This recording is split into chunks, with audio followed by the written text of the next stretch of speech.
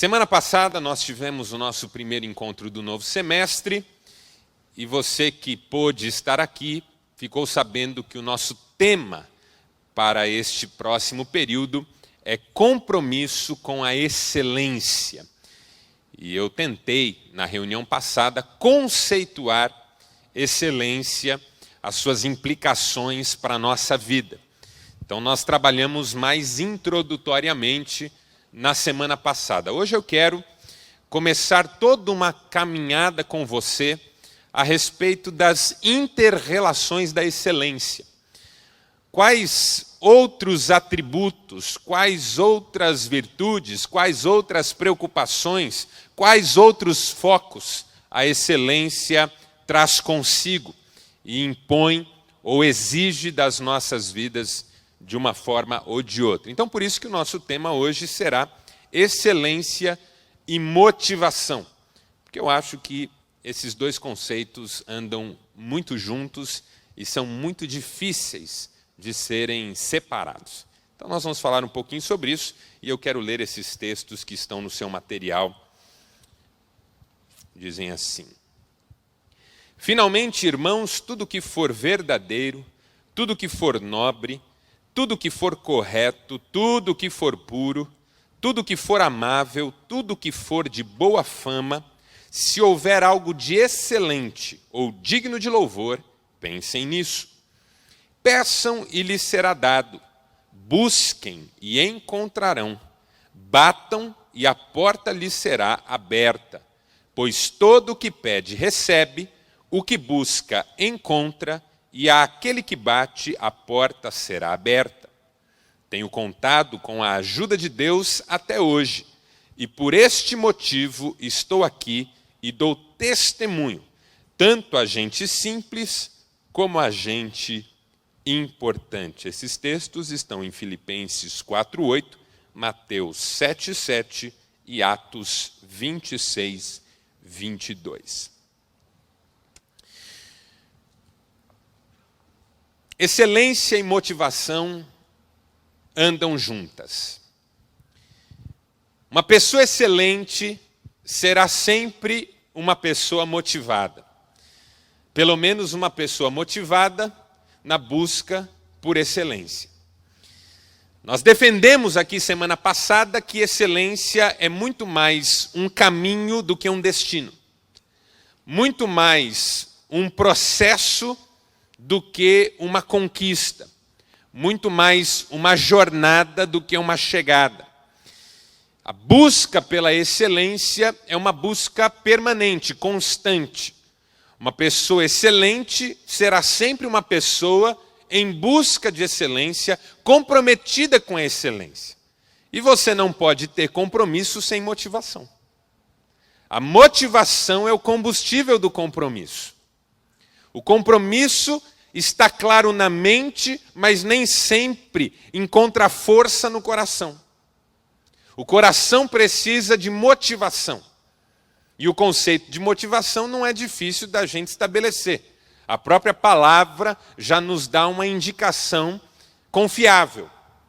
Motivação é o motivo que baseia a ação, que fundamenta a ação, que projeta a ação. A ação que está baseada num motivo é a nossa sugestão para a palavra motivação. A motivação é aquilo que me faz agir de forma não inócua, de forma não gratuita, não por acidente. Motivação é aquilo que desencadeia a realização na minha vida de forma que essa realização acompanha um movimento anterior. O motivo da ação. A ação que se baseia num motivo. Agora, nem sempre esse motivo é consciente. Às vezes, os nossos motivos são inconscientes. Nem sempre está claro para mim, na minha mente, o que me move. Às vezes, o que me move não está assim tão evidente para mim. Motivações são, muitas vezes, complexas. Motivações, às vezes, são difíceis de serem percebidas e há momentos em que as motivações parecem uma coisa quando, na verdade, são outra coisa. Excelência e motivação andam juntas porque a pessoa excelente tem que estar motivada na busca por excelência. A pessoa excelente continua motivada na busca por excelência, ainda que as circunstâncias não favoreçam esse processo. Então, dito essas coisas, só para conceituar o nosso tema, eu queria trabalhar com você 4 lições sobre motivação nessa nossa busca por excelência. E a primeira é a seguinte: nós precisamos descobrir e selecionar bem as nossas motivações. Eu preciso saber o que é que me move. Eu preciso ter clareza sobre os meus motivos. Eu preciso saber por que eu faço as coisas do jeito que eu faço. Isso vai fazer bem para mim e vai me ajudar a filtrar boas e más motivações. O que é que nos move? O que é que faz com que você seja desse jeito? O que é que faz com que você haja de determinada maneira? O que é que faz com que você fique à flor da pele? Por que que às vezes você explode? Já aconteceu, por exemplo, de você explodir numa situação e depois alguém chegar para você e dizer assim: rapaz, nem parecia você. E você concorda, você olha e diz: meu, não era eu. Bom, das duas uma, ou era o diabo, já que não era você, era quem? Ou você foi surpreendido por uma força que já vinha na sua vida e que de repente culminou naquela situação que nem você esperava que fosse acontecer. De onde vêm essas coisas? Quais são os nossos motivos? O que é que nos impele numa direção? Quem somos nós? O que é que nós estamos buscando nessa vida? Qual é o objeto da nossa busca mais íntima?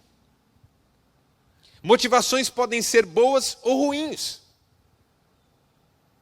Eu posso ser motivado na minha vida profissional, nos meus relacionamentos, por princípios, valores, convicções, pelos meus ideais de família, pela minha fé, por amor.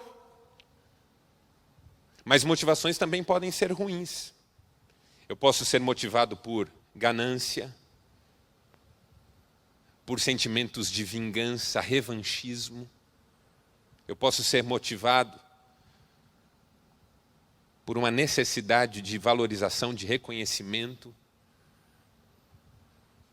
Há motivações boas e há motivações ruins. E às vezes elas estão por trás de um mesmo gesto. Não é o gesto que define a motivação. Só o coração sabe quais são as suas reais motivações. Eu posso dar um abraço numa mulher com diferentes motivações. Eu posso dar um abraço numa mulher com motivações sexuais. Quero sentir o seu corpo junto ao meu, quero sentir as formas dela junto ao meu corpo, ainda que eu não tenha esse direito e nem essa liberdade. Então eu a abraço, mas o meu coração sabe o que eu estou querendo desse abraço. Eu posso abraçar uma mulher com motivações hipócritas, para ela pensar que eu gosto dela e a quero bem, quando na verdade eu a odeio e quero que ela morra. Mas de repente eu preciso dela para alguma coisa e vou abraçá-la hipocritamente. Posso abraçar uma mulher fraternalmente, com carinho, amizade, uma irmã minha que eu quero muito bem. O abraço será sempre igual. Mas as motivações podem ser diferentes. É interessante como na Bíblia Sagrada, Deus dá muita importância para as nossas motivações. As nossas motivações podem ser a razão para Deus aceitar uma ação nossa ou para Deus rejeitar uma ação nossa, por melhor que ela seja. Vou dar um exemplo, um texto que todos nós conhecemos de uma forma ou de outra. 1 Coríntios, capítulo 13, do verso 1 ao 13. O texto começa dizendo assim: ainda que eu fale a língua dos homens e dos anjos, se eu não tiver amor, serei como um sino que ressoa ou como bronze que retine. Ou seja, é barulho sem nenhuma consequência real. Mas quando você chega no versículo 3, o apóstolo Paulo escreve assim: ainda que eu dê todos os meus bens para os pobres e entregue o meu próprio corpo para ser queimado no fogo, se eu não tiver amor, nada disso me valerá. Veja que coisa curiosa. Uma pessoa pode dar todos os seus bens para os pobres e isso não ter valor diante de Deus.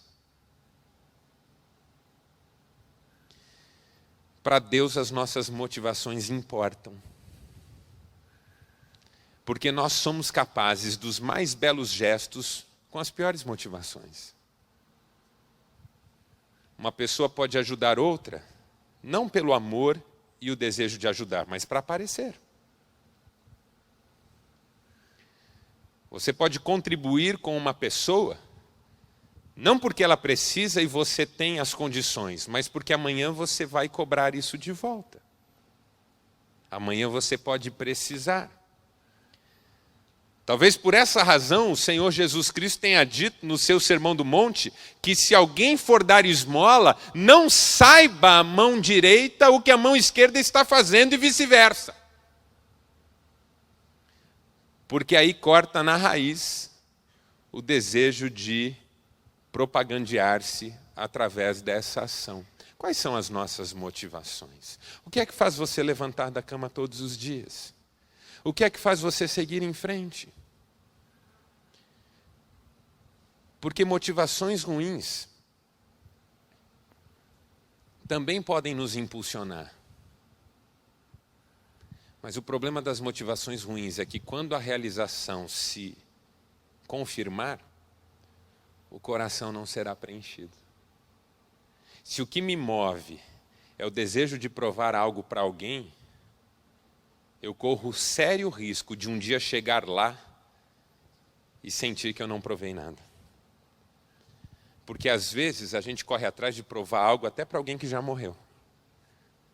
Quantos filhos não vivem a vida tentando se provar para os pais? Quanta gente não diz, você vai ver, eu vou chegar lá, você vai ver. O problema desse tipo de motivação é que ainda que a pessoa chegue lá, ela nunca será feliz. Porque é uma motivação ruim, que enche o coração de coisas ruins. E que jamais pode preparar a pessoa para desfrutar de coisas boas.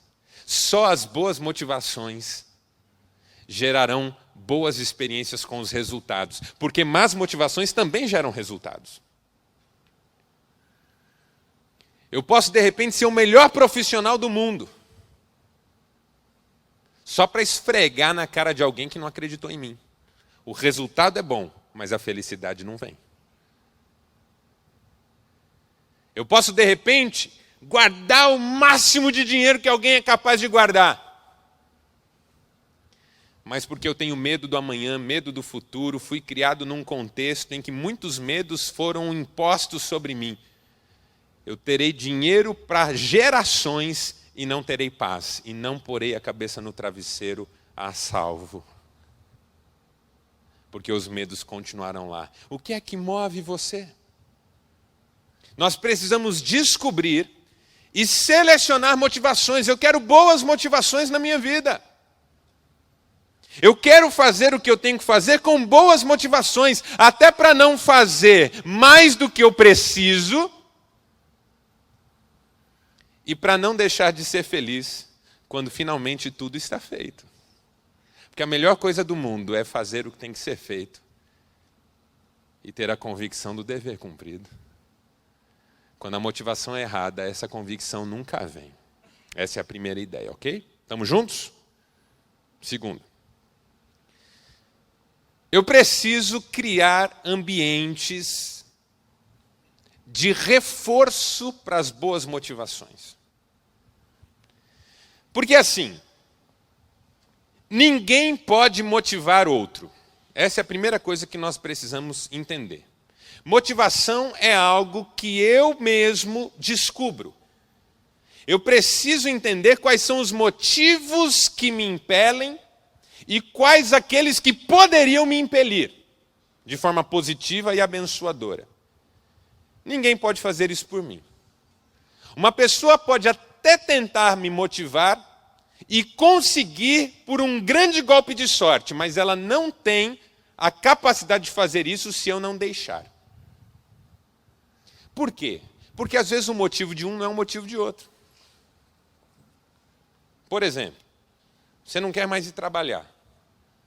Aí o seu amigo diz assim para você: rapaz, você tem que trabalhar. Não, mas eu não aguento mais, eu quero mais é que tudo exploda, eu não estou afim de nada. Não, rapaz, você tem que trabalhar, você tem que pensar na sua mulher.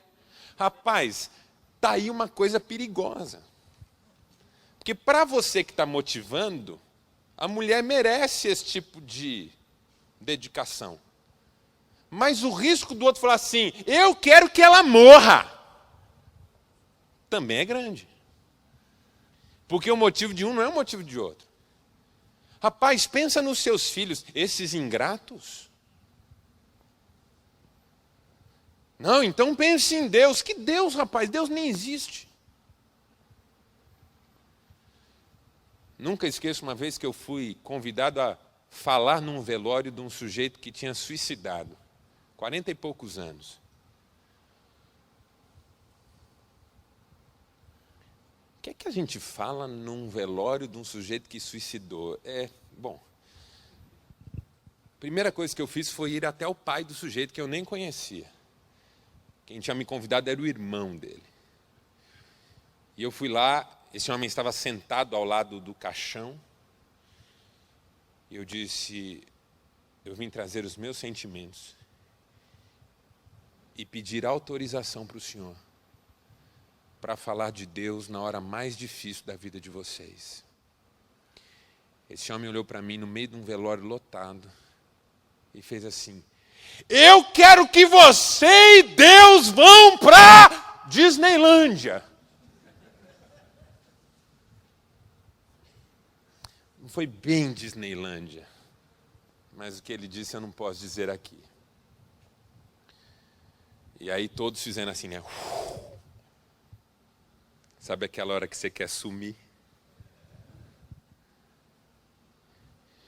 E eu disse: eu não tenho nenhuma defesa para fazer a Deus hoje aqui. E eu só vou abrir a minha boca se o senhor me autorizar, senão eu não falo. Aí eu acho que esse homem percebeu o quanto ele estava sendo, talvez, injusto. E disse: fale o que você quiser, eu não vou me opor. E aí eu levantei e falei, e depois ele me abraçou e disse: será que Deus vai me ajudar a superar essa?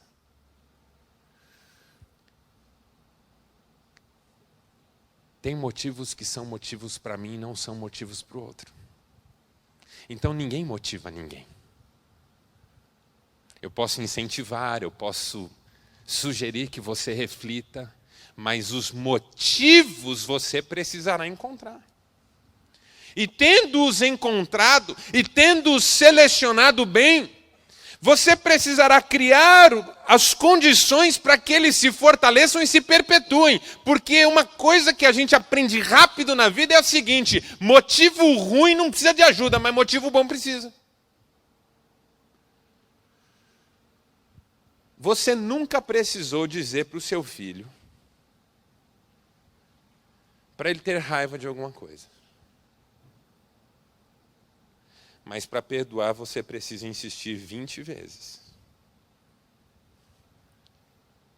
Você nunca precisa insistir com alguém que se deixe mover por sentimento de vingança.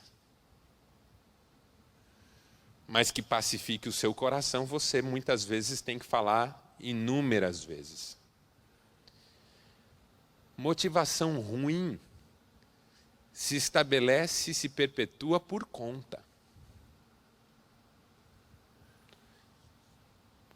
os meus complexos de inferioridade, as minhas sedes de afirmação, ninguém precisa me incentivar com elas.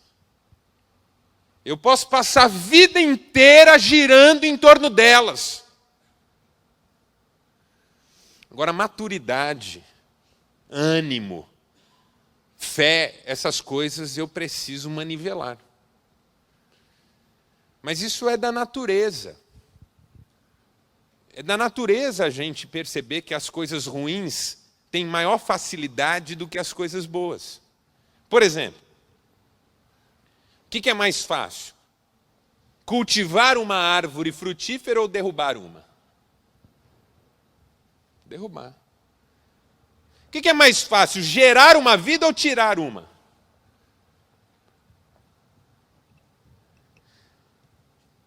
Seu filho passou 9 meses no ventre de sua esposa. Alguns 8, alguns como eu, quase 10.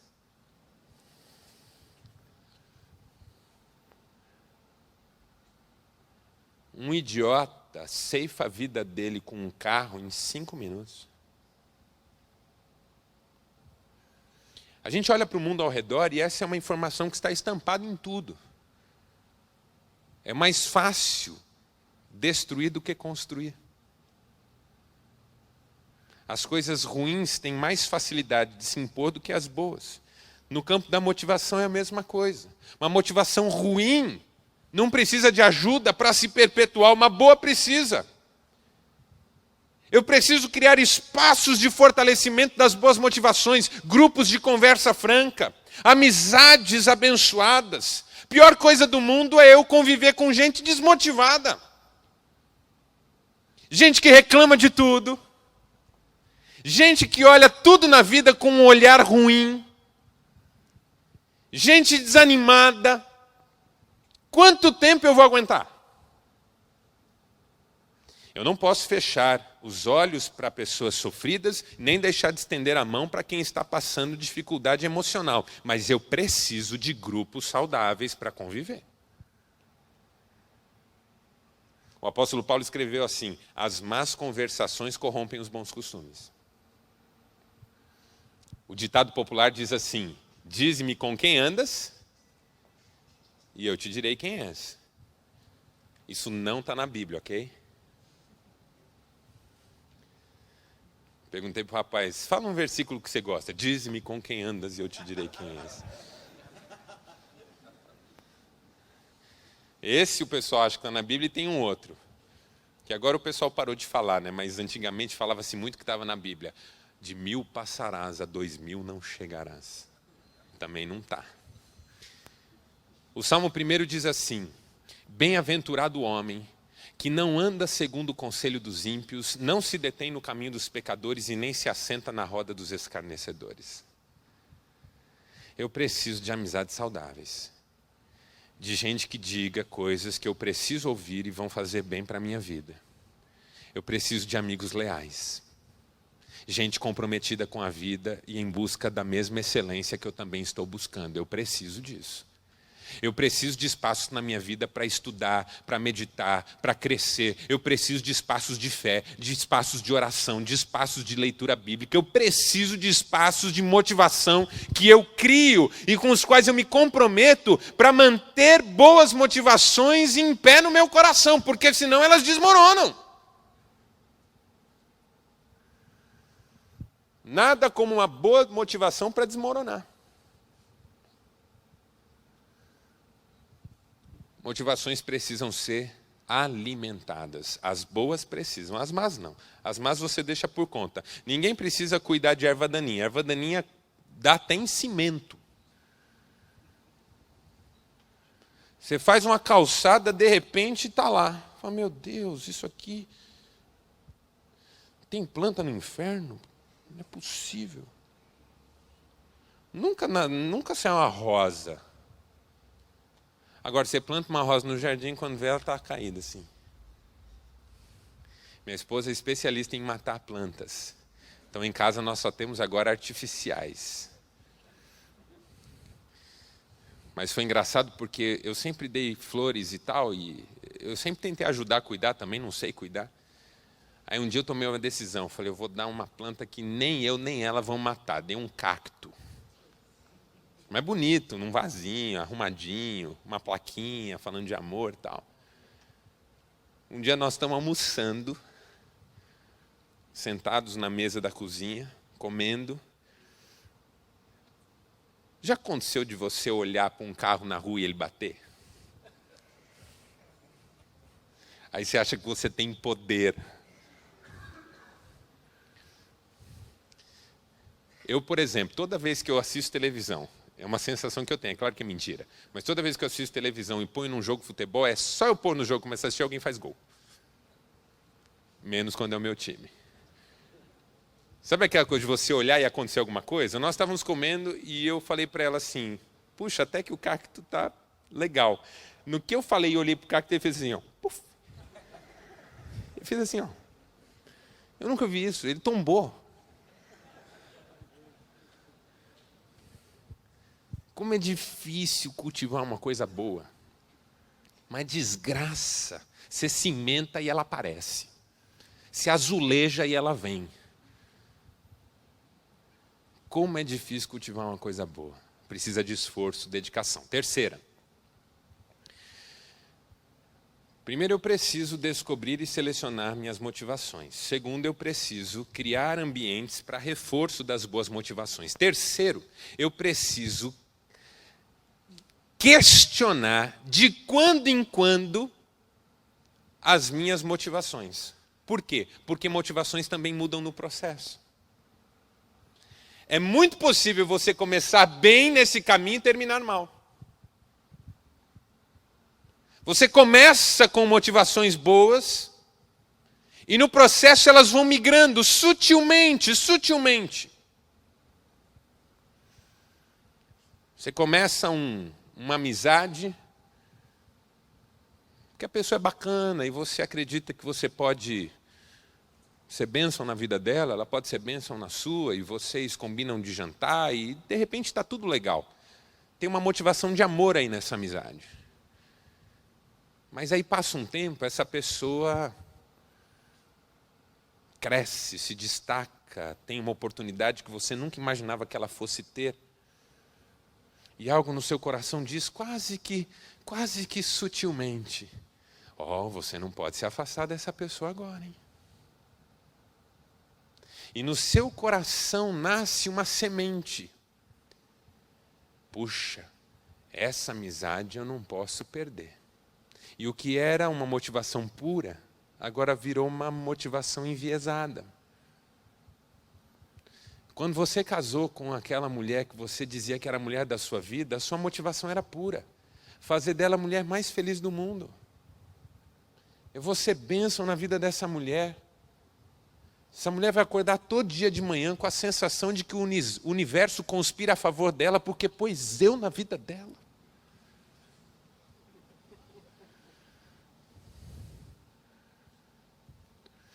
Aí com 15 anos de casamento, você olha para ela e diz assim, se ela falar comigo eu falo, se não falar eu também finjo que não estou aqui. As motivações mudaram. Quando seu filho era um bebezinho, você pegou ele no colo e disse assim, rapazinho, eu dou a vida por você. Hoje seu menino está com 15 anos e você não dá nem tempo para ele, quanto mais a vida. Motivações mudam. Boas motivações podem ceder lugar a más motivações. Tem dois perigos que é importante que você tenha em mente. Primeiro, motivações podem se contaminar. Essas informações, essas insinuações da vida que vão entrando no nosso coração e aqueles ideais lá de trás vão sendo corrompidos, contaminados. Antes eu tinha uma motivação, ter uma vida relevante, agora eu só tenho uma motivação, ganhar mais dinheiro que o meu cunhado. Motivações podem ser contaminadas.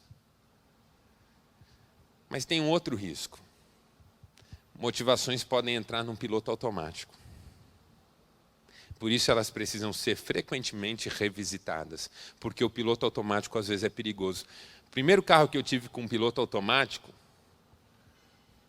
fui dirigir na Castelo Branco, fazendo uma viagem para São Paulo. E aí, naquela pista, estava meio vazia aquele dia, eu pus o piloto automático. Pensei comigo assim, eu não levo multa, porque não ultrapasso a velocidade. Pus no piloto automático e fomos. Por uns 10 minutos, o carro foi no piloto automático tranquilo. Dei uma cochilada, acordei de novo.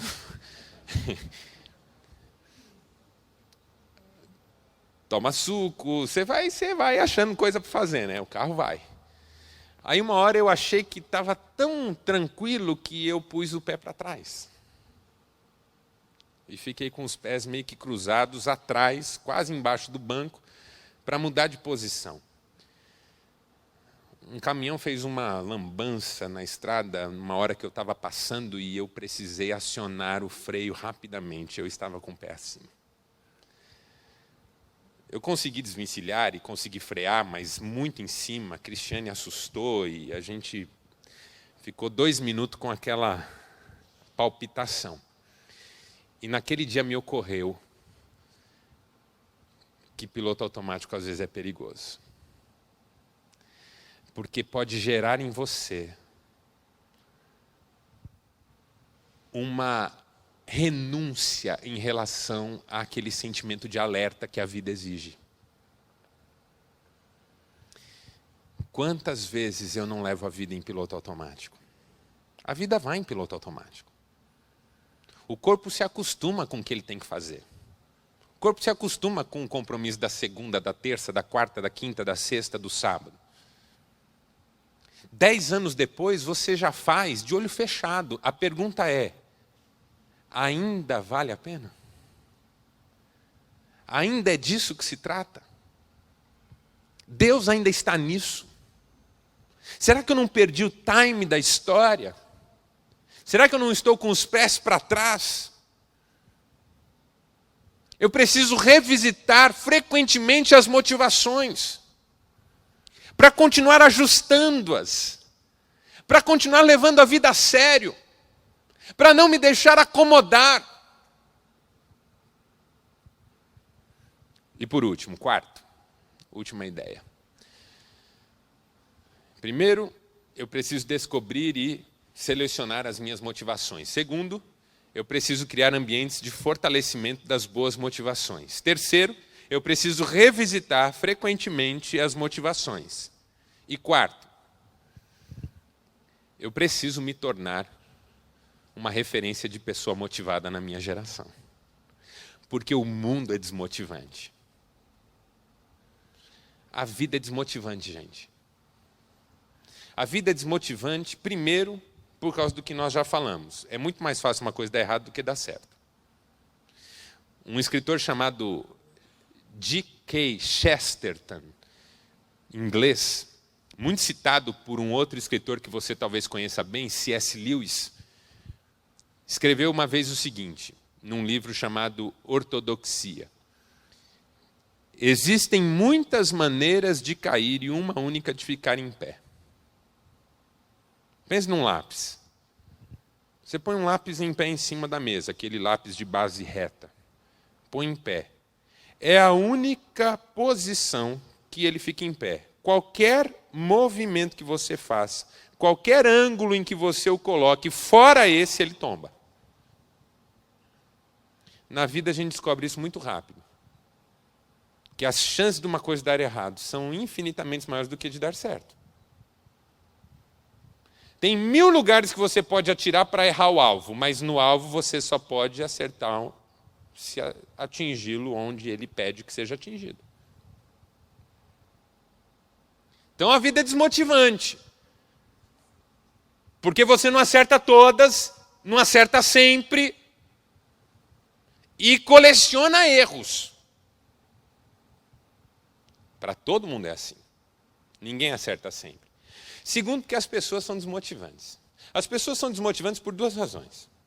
Primeiro, porque elas desistem de continuar conosco na nossa motivação comum. É ou não é assim? Você já começou alguma coisa com alguém e esse alguém parou na metade e você ficou fulo da vida? Como é que eu continuo motivado se todo mundo desmotiva? Você vai trabalhar. Aí conhece lá meia dúzia de colegas de trabalho. De repente, todo mundo faz um pacto. Não, nós vamos trabalhar assim, vai ser legal, um ajuda o outro. Passa 3 meses, já tem alguém que está ferrando o grupo. 4 meses, outro decidiu que também vai jogar a mesma moeda. 5 meses, grupo todo está nessa. Só você ainda está. Não, gente, lembra que nós combinamos? Aí uma hora você olha e fala assim, quer saber? Você já disse isso alguma vez na sua vida? Quer saber? Ninguém está fazendo, por que eu tenho que fazer? Quer saber? Só eu que estou lutando por essa coisa, e por que eu tenho que continuar? E segundo, não é só porque as pessoas desistem que elas são desmotivantes, é porque às vezes elas jogam contra de imediato, do primeiro momento. Tem muita gente que se levanta contra a gente de imediato. Desde a primeira hora. Você resolve fazer uma coisa boa, está lá uma pessoa que parece que nasceu só para infernizar a sua vida. Não é assim a inveja? A inveja não faz com que uma pessoa não só não tenha, como ainda deseje que ninguém mais tenha. A pessoa não quer crescer, mas ela também não quer que você cresça. Ela não quer melhorar, mas também não quer que você melhore. Você entra novo no trabalho, novo, está lá animado, motivado. Mas tem alguém lá que está há 20 anos nessa função. O sujeito olha para você e diz assim, rapaz, não é muita alegria para quem vem trabalhar nesse fim de mundo, não. Você diz, não, mas aqui eu vou crescer, aqui eu posso crescer. Cresce nada, rapaz, eu estou aqui há 20 anos, não cresci nada, não. Só cresci de gordo que fiquei. Não, mas aqui é bacana, aqui a turma é boa. Não, está todo mundo fingindo, você vai ver, já você vê quem é quem. Ah, mas pelo menos aqui paga em dia porque é pouco. Se fosse muito, não pagava, não. Não, mas aqui tem vale alimentação. Que vale alimentação, rapaz? Isso aí é vale bolacha. Você viu o preço do mercado? Isso aí não dá para nada, rapaz. Aí o sujeito está motivado e está... Aí ele vai para casa, cabisbaixo, triste. A mulher fala assim, bem, o que foi? O que aconteceu? Não, nada. Eu fiz alguma coisa? Nada. Aí a sogra entra.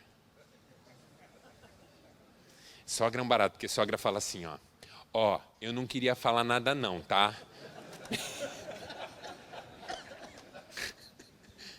Mas... eu acho que isso aí ele tem outra. Tu abre o olho, filha. Isso aí tem outra. Marido não perde interesse assim, não. Isso aí é outra. Fica atenta.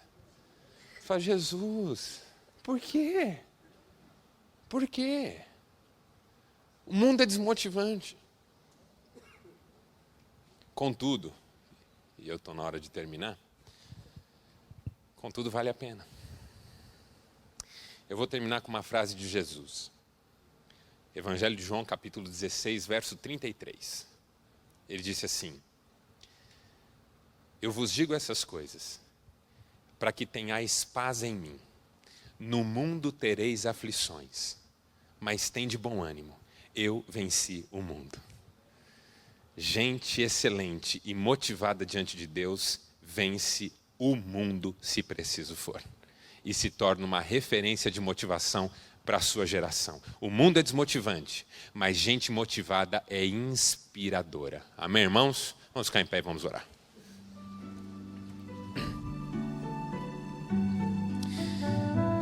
Pai, faz-nos motivados.